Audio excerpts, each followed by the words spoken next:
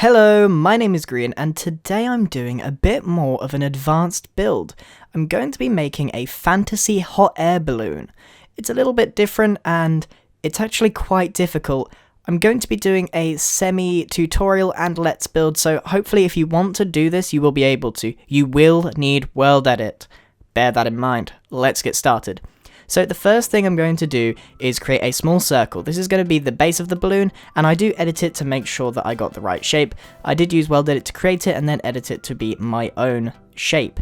Now, this is the most important part. Getting this shape here absolutely perfect is essential for the rest of the balloon part of the build.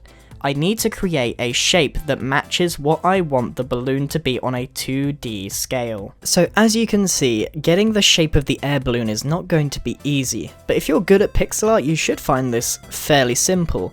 I, however, am not too good at pixel art and I have to keep going back over and over again and edit the shape so I've got it absolutely perfect. I only have to do half because I'm now going to select that slither of a block and then rotate it round 4 times to create a pseudo 3D structure. I'm now going to go to the middle, and this is where a very important stage comes in. I'm going to create hollow cylinders to the correct radius that I know that my frame is away from me in the center. So I'm going to constantly, block by block, going up, add more and more cylinders with a higher radius to match that of my frame. I hope this makes sense and you can see what I'm doing there, going up each layer, and by eye, because I've been building so long, I can actually tell how far away I am, creating those cylinders. You could do this by hand, but World Edit is strongly advised here because you will likely mess up if you do it by hand. Now, for the purposes of this video, I'm going to remove 3/4 of the balloon and use only 1/4. This is so it doesn't confuse you, and we only have to work on this so we can World Edit all together later. So now I'm just going to fill in all the holes at the top. Because I was using hollow cylinder and not a full cylinder, there are holes, and that was intentional so that I can edit all the way around and not have to get confused with anything in the middle. Now, editing all these little bits is going to be really tough. The key here is to remove any squareness from our hot air balloon, and you can see I'm editing quite a lot. It's hard to give you a really detailed explanation on what I'm doing because at the time I'm mainly filling in the holes, looking at it by eye, deciding, wow, that looks a little bit too square, and as you can see I'm edging out all those bits where it's like really got strong straight lines and creating curves and circles to give the hot air balloon the perfect shape. But this isn't easy, as I said, and it's probably the most time-consuming thing. If you're doing the whole thing by hand, you're probably going to struggle. I'm actually going to World Edit it later so that I can try and get the symmetry perfect, but as I'm doing it by hand right now, I mess up quite a lot. That isn't actually symmetrical, although when I was doing it, I thought it was. So this stage is really imperative to get right, but it's also the most time-consuming and difficult. And I have to do the same thing as I go lower down. I have to try and edge in the shape to give the best possible not squared shape. I'm only focusing on one side right now because I'm going to copy-paste it, flip it round, and rotate it, so I can just World Edit the other side of the hot air balloon to be exactly the same. And you can even see myself undoing it and redoing it to make sure that I'm not messing up any side of the balloons. I'm just taking a small segment with World Edit and pasting it in over the top of where the squared one is. This is to try and get the most symmetrical shape, and not only that, try and add as much consistency as possible. I'm actually now going to mark out where the middle is. I messed up a little bit before. I was taking it in a direction where I thought it was going to go, but didn't in the end. So now that I've marked out the middle, I can easily see that I haven't made it very symmetrical at all. So once I've finished running it down the middle, or, you know, the diagonal middle, I not only need to fix the symmetry, but I'm going to edit it half to be sponge. The reason for that will become clear later, but it is for colouring purposes. So once I've fixed half of my symmetry problems that I've got, I then am ready to copy it, rotate it around 90 degrees, and paste 3 more times. So I have a complete balloon shape. And now I'm going to finish that off by down the middle, making sure that it is a 1-block center of course, add the remaining black lines that highlight the different colours in the balloon. it kind of escaped your notice, I made a small error with the weld edit, which I fixed up. So I'm now going to weld edit the sponge on the wool to be 2 different colours of wool, which is why we needed the sponge, so we could separate the two.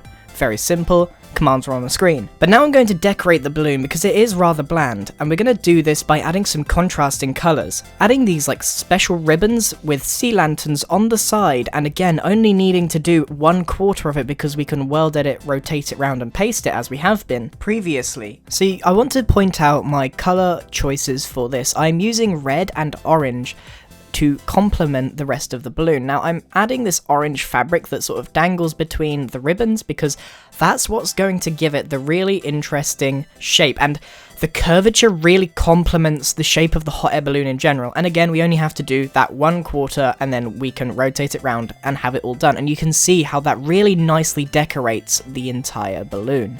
I also copy-pasted this bottom segment away from the balloon so that I can work on this separately and show you what I need to do.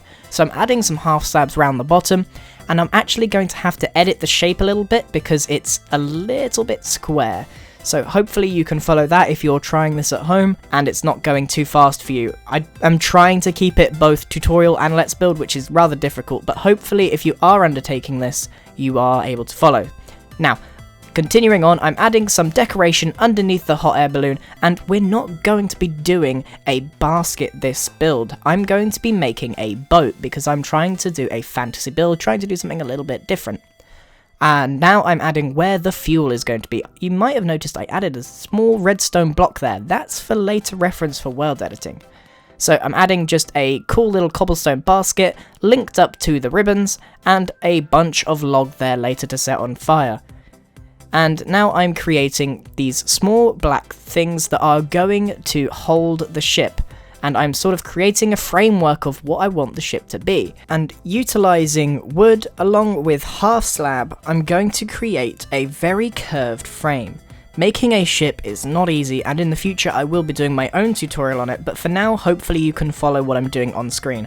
I'm creating essentially 3 pieces of framework: the bottom bow, and the side, and then the one down the middle that highlights where the middle is. So I'm trying to create the best curve possible. The biggest mistake people make when they make a ship is having it flat. Ships are not usually very flat at all, and especially for a fantasy build like this, we want to add as many curves as possible, so hopefully you can follow what I'm doing. Now that I've got the framework, I'm going to select a different color block. Surprise, surprise, it's my favorite spruce. And I'm going to be making the actual hull of the ship. Now, getting this shape right is imperative. You want to have a very long side and then a very short curve that goes down so you have quite a wide ship throughout the entire build. This mimics what it's kind of like in real life, but of course we're building this in the air because it is a flying airship. Now we're going to be continuing with the hull, as you can see, I'm creating as much shape as possible utilizing spruce wood. I may even recommend using half slab to try and really get that nice smooth curve. I didn't actually do that. So now I'm moving on to the backside of the ship, and I'm leaving that space up the top there for the window, making sure that I have a nice curve that isn't shaped. That's quite important to plan ahead when you're building things like this. And you may want to edit it as much as possible to have the greatest curve. There's no problem taking a step back, looking at it, thinking that's a bit wrong, going back to it. When you place a block, it doesn't mean that it's set there for life. You can go back, edit it all the time. Honestly, that's like the biggest thing. People placing blocks and then thinking, oh, that's how it has to be. No. Go back and change it. So sorry for that quick tangent. We're going to be continuing editing the framework and adding a floor to the ship. Adding the deck is quite important, although I'm not going to be doing any interior. It is very imperative that you have that full complete shell of a shape, even if you don't do the inside. So now I'm just adding a few details. These little portholes, I think that's what they're called, and I actually decided that I was going to take a different colour, the dark oak, and make a outline, and you'll see how effective that is, having a bold highlight to the hull. It really highlights the entire build. Then I'm going to be adding some windows at the back there, quite easy, and adding some more details, and you can start to see that it's coming all together, adding these vines that are overgrown. Remember, this is a fantasy build, so everything goes. You can have vines growing on a ship or a flying octopus, it doesn't really matter. And for a little flavour, I'm adding these little flags that are drifting in the wind. It simulates the idea that the ship is moving forward, although it's going to be completely stationary. So once that's done, I'm going to copy it, flip it over and paste it as you probably imagined, which is why we only did half. Add some fire and a few little details around the ship just to try and complete it. So we're going to start by making the oar at the back, the rudder, and we're going to go to the front and add a cool little anchor. I made it straight to begin with and then thought, oh, this would actually look better just slightly curved round, and it did. Utilizing the half slabs, it was really easy to make that happen. But now we need to copy paste this over. Remember how I used that redstone block? That was my marker, and now I have pretty much a complete hot air balloon, but there are a few things that I thought I should add. For example, I wanted to add another bit of ribbon down the bottom here. Although the replay mod doesn't show it, there was quite a lot of lighting in the actual build. The replay mod doesn't actually have all these lighting, so you can't really see and tell why I did it, but it definitely highlighted the difference between the dark area and the light area. If you undertake a build like this, you will see for yourself. Sorry for that quick tangent again. You rotate and copy round all the other ribbons, and then to the back we're going to be making a propeller, because I took a step back, thought, this thing doesn't know how to move forward. It hasn't got any sort of propulsion. So I added a quick propeller around the back, utilizing half slabs. Of course, it is going to be a little bit finicky because of the angles that I chose, but that really completes the build. The hot air balloon is now finished and you can see how it looks. Now, I don't want to take full credit for this build. Although I made all of it and the way I made it is mine, the techniques are mine, someone actually did this design before. And I will put the reference picture that I used in the description because I don't want to claim full credit. I saw the picture online when I was doing some research, and I was actually going to do a tutorial on like a really stereotypical hot air balloon that everyone sees. They're like these little balls with a basket underneath, and I was like, I don't want to do that, I want to do something different. So I saw this picture and I was like, I have to try it out. I've never made this before, this is my first time doing it, which is why there's a few mistakes and it might not be the most utilized process and technique. Nevertheless, I think it's looking good, and I want to know if you guys can also make it using this tutorial. So let's have a little competition. If you decided to make this, I really want to know about it, so tweet me at GrianMC your picture, and the person that I deem to have the best balloons will be featured in the next video. I'll show pictures and say, hey guys, these guys managed to do it absolutely really well. I'm hoping that that's the case and that you guys don't look at this tutorial and go, I don't understand. So let's see how that goes, and then maybe we can make this a weekly thing, like I'll do a tutorial, you guys try it at home, and then I highlight the people that did it the best, and then everyone can, you know, praise each other, and that's what we're doing here. We're becoming a really nice building community.